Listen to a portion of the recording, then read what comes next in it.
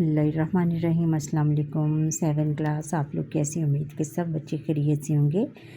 پچھلی نشست میں ہم نے بچوں آپ کی اسلامیات کی بک میں اسلام میں علم کی اہمیت کے بارے میں پڑھا تھا۔ آج اس کے مختصر اور تفصیلی سوالوں کے جواب دیتے ہیں۔ سوال نمبر 2 ہے اس میں مشقی سوالات میں کہ مختصر جواب دیجئے۔ پہلا سوال یہ ہے کہ علم کی اہمیت کے بارے میں ایک آیت مبارکہ تک کا ترجمہ لکھیں۔ بچوں پہلا سوال ہے کہ اس سوال کا جواب یہ ہے کہ فرسٹ سوال کا آنسر یہ ہے کہ ارشاد باری تعالیٰ ہے اقرأ باسم ربک الذی خلق۔ آپ خاتم النبیین صلی اللہ علیہ وسلم اپنے رب کے نام سے پڑھیے جس نے سب کو پیدا فرمایا۔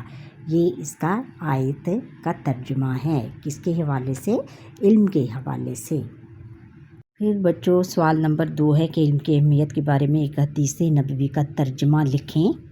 کا جواب ہے کہ بچوں یہ ہے کہ حضور نبی اکرم خاتم النبیین صلی اللہ علیہ وسلم نے فرمایا مجھے تو معلم بنا کر بھیجا گیا ہے۔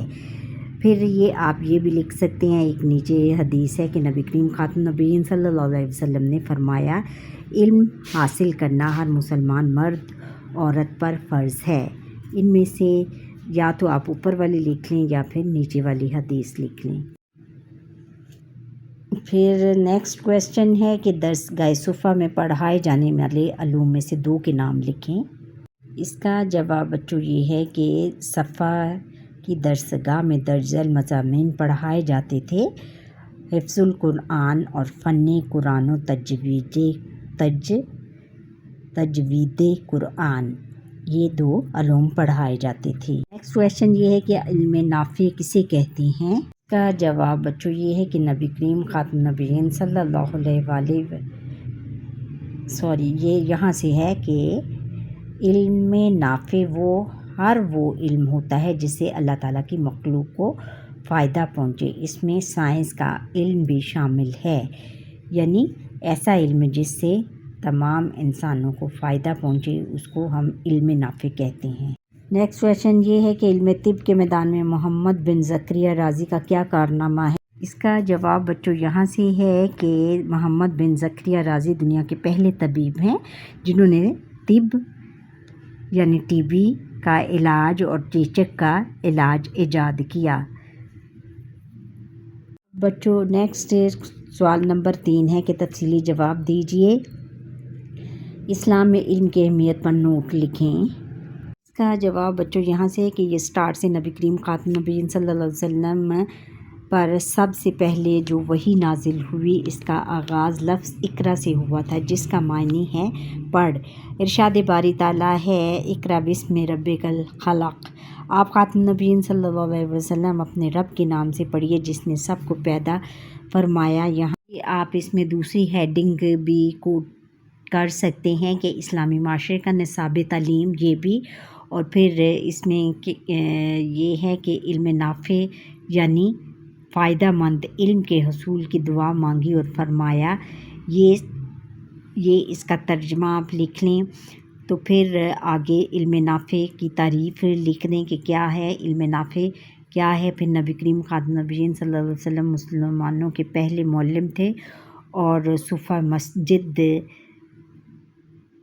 صوفہ مسجد نبوی پہلا باقاعدہ اسلامی دارالعلوم تھا۔ یہاں نصاب تعلیم کا مرکز قرآن حکیم تھا۔ یہاں یہ کر کے پھر آگے آپ اس میں جو مضامین پڑھائے جاتے تھے جیسے کہ عطا فرمایا اور اس میں حسب ذیل خصوصیات تھیں۔ امیر اور غریب کے درمیان کوئی امتیاز نہ تھا، اور اس میں جو بیٹا نبی کریم خاتم النبیین صلی اللہ علیہ وسلم نے درسگاہ صفحہ کے ذریعے سے جو نظام تعلیم دنیا کو عطا فرمایا اس میں حسب ذیل خصوصیات تھیں، امیر اور غریب کے درمیان کوئی امتیاز نہ تھا، اور یہ ساری اس کی خصوصیات لکھ لیں۔ پھر صفحہ میں جو مضامین پڑھائے جاتے تھے ان میں سے 2-3 آپ لکھ لیں، جیسے 2 یا یہ آپ یاد کر لو گے۔ پھر اس کے بعد خلفائے راشدین کے عہد میں قرآن مجید 2 حدیث نبوی نصاب تعلیم کا لازمی حصہ تھے، لیکن ان کے ساتھ ساتھ دوسرے علوم بھی مسلمانوں کو سکھائے جاتے رہے۔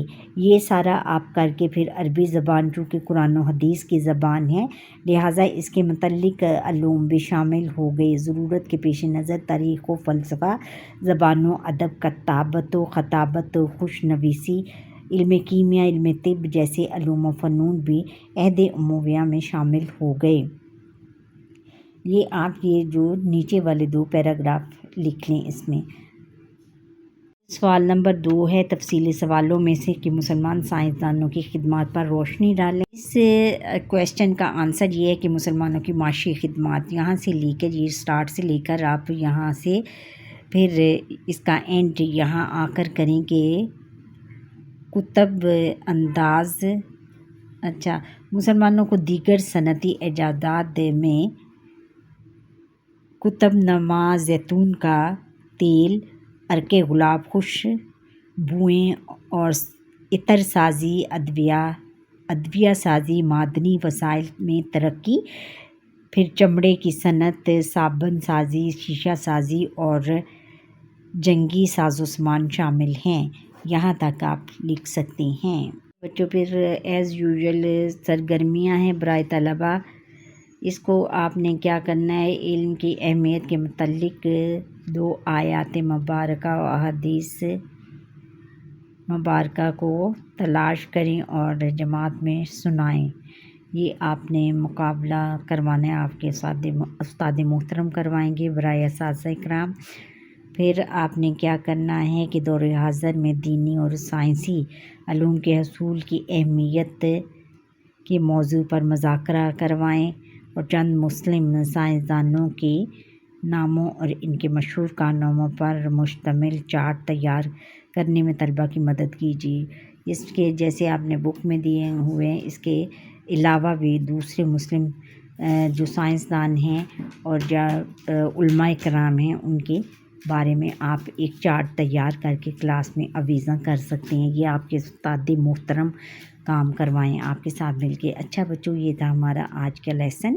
امید ہے کہ آپ کو میرا یہ لیسن پسند آیا ہوگا۔ اگر پسند آیا ہے لائک کریں، شیئر کریں، کمنٹ کریں اور اچھا سا کمنٹ کریں۔ میرا پورا لیسن دیکھنے کے بعد سبسکرائب کرنا نہ بھولیے گا، اور بہت شکریہ جو مجھے سبسکرائب کر رہے ہیں، میرا لیسن دیکھ رہے ہیں اور پھر لائک کر رہے ہیں، شیئر کر رہے ہیں۔ اللہ حافظ۔